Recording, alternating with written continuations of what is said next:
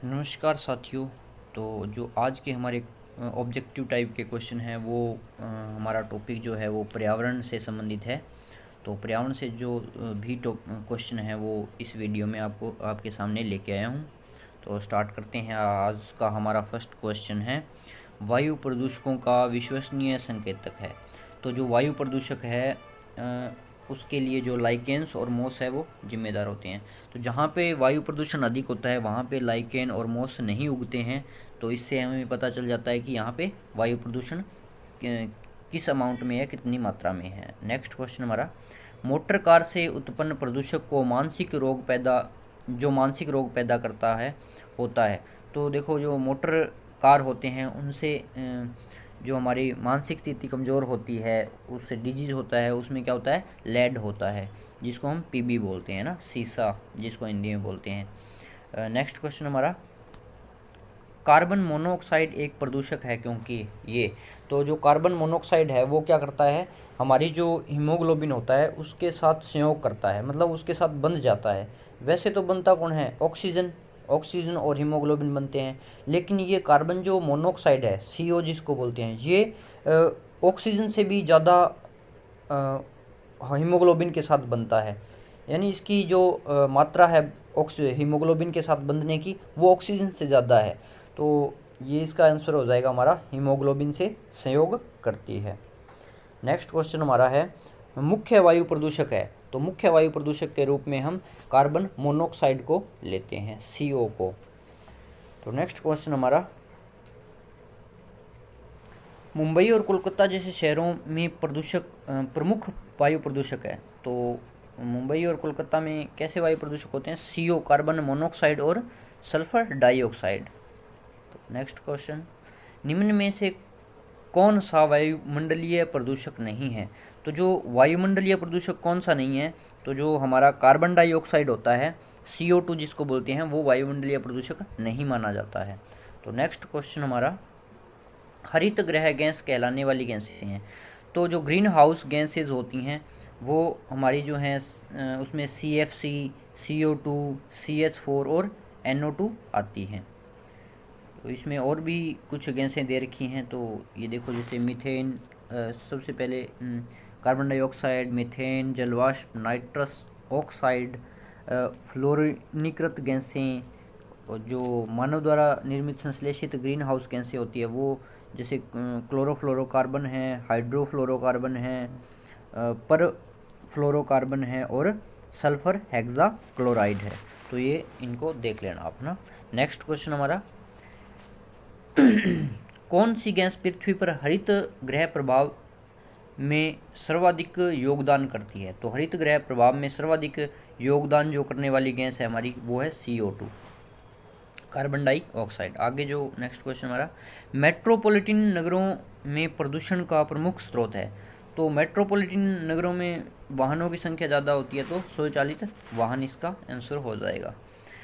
Next question हमारा, निम्न में से कौन सी गैस हीमोग्लोबिन से संयोग कर रक्त में एक विषैला पदार्थ बनाती है। तो मैंने पहले ही क्वेश्चन में बता दिया था कि जो कार्बन मोनोऑक्साइड होती है वो हीमोग्लोबिन के साथ संयोग करती है।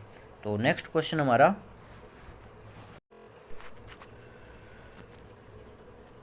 निम्नलिखित में से कौन सा जैव निम्नीकरणीय है। तो जैव निम्नीकरणीय होता है इनमें से, तो वो है रबर। जैव निम्नीकरणीय वो होते हैं जो अपघटित हो जाते हैं, मतलब टूट जाते हैं।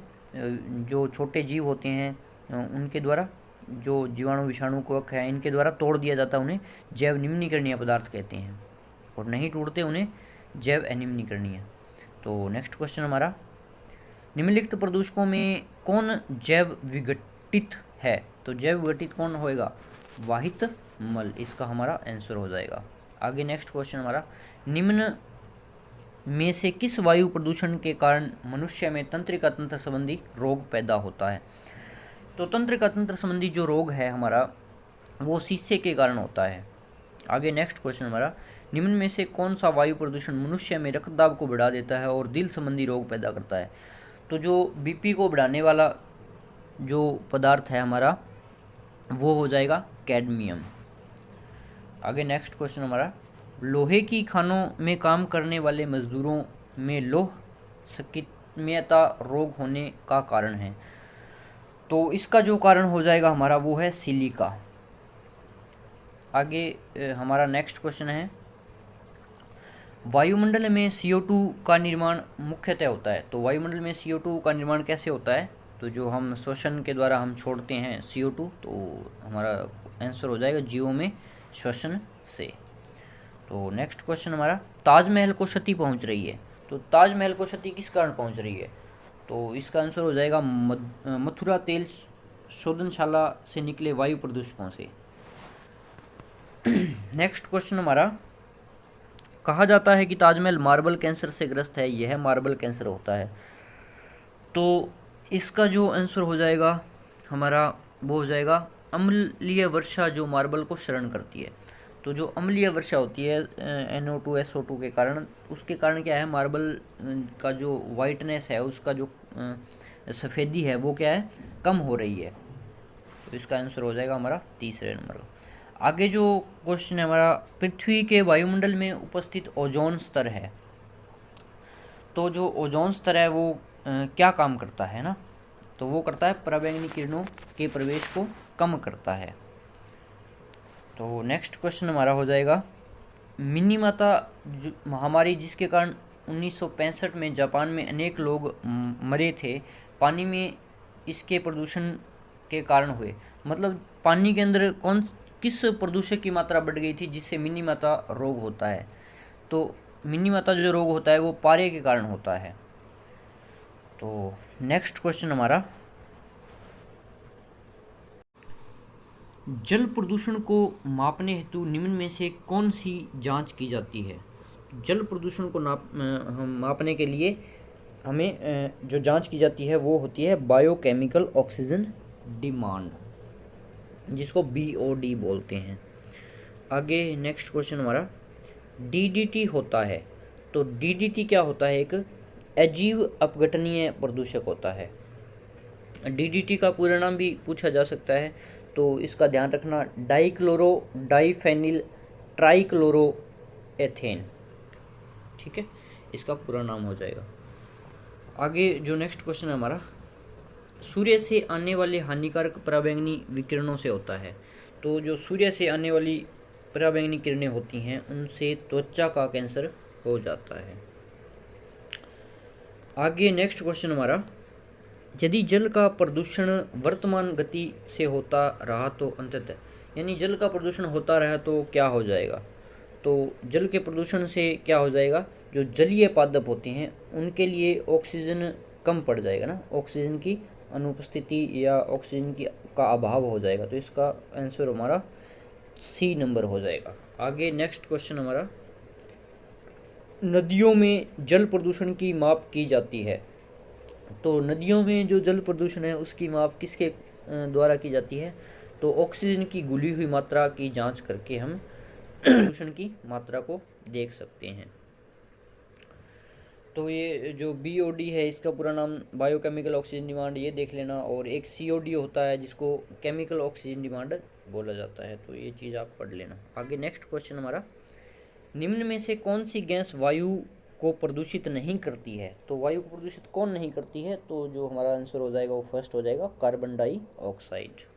आगे नेक्स्ट क्वेश्चन, प्रकाश रसायन समोग इस आम क्रिया का परिणाम है। तो प्रकाश रसायन समोग है वो किसका परिणाम है, मतलब कैसे बनता है, या इसका कुछ भी सोच सकते हो। आगे इसका आंसर जो हमारा हो जाएगा वो हो जाएगा सूर्य प्रकाश की स्थिति में NO2O3 तथा परऑक्सी एसिटिल नाइट्रेट के कारण प्रकाश रासायनिक समोग का निर्माण होता है। आगे जो हमारा क्वेश्चन है वो है, निम्न में से कौन एक वाहन प्रदूषण का भाग नहीं है? तो वाहन प्रदूषण इनमें से वाहन प्रदूषण से कौन से पदार्थ का निर्माण नहीं होता है? तो वो होता है H2 हाइड्रोजन जिसको बोलते हैं, वो वाहन प्रदूषण का परिणाम नहीं है। तो आगे नेक्स्ट क्वेश्चन हमारा हो जाएगा, ऊर्जा के किस रूप में प्रदूषण की समस्या नहीं होती है? तो ऊर्जा के जो सौर ऊर्जा जिसको बोला जाता है उससे कोई प्रदूषण की समस्या नहीं होती है। और हमारे राजस्थान में भी सौर ऊर्जा के जो बड़े बड़े प्लांट हैं वो लगाए जा रहे हैं। तो राजस्थान का जो पश्चिमी क्षेत्र है, वो जैसे जैसलमेर हो गया, तो वहाँ पे पहले से ही सौर ऊर्जा के बड़े प्लांट लगाए जा चुके हैं, और भी बहुत सारे प्लांट लगाए जा रहे हैं। तो हमारे जो राजस्थान है वो सौर ऊर्जा में अग्रणी क्षेत्र में आ रहा है। तो आगे नेक्स्ट क्वेश्चन हमारा हो जाएगा, निम्न में कौन अधिकतम ध्वनि प्रदूषण का कारण है? तो ध्वनि प्रदूषण किससे अधिकतम होती है? तो इसका जो आंसर हो जाएगा वो हो जाएगा जेट उड़ान। जेट उड़ान से बहुत ज़्यादा ध्वनि प्रदूषण होता है। तो इसमें कुछ ये आगे दे रखे हैं कि भारी ट्रक यातायात होता है जो उससे 80 डेसिबल तक की ध्वनि प्रदूषण होता है। आगे जेट विमान से 120 डेसिबल, ऑर्केस्ट्रा से 100 डेसिबल, और निर्वाचन सभाएं जो होती हैं वहाँ पे 90 डेसिबल तक की जो प्रदूषण होता है। तो ठीक है साथियों, हमारे आज के क्वेश्चन कंप्लीट हुए। जो आगे के जो क्वेश्चन हैं हम नेक्स्ट वीडियो में लेके आएंगे। आज के लिए बस इतना ही। धन्यवाद।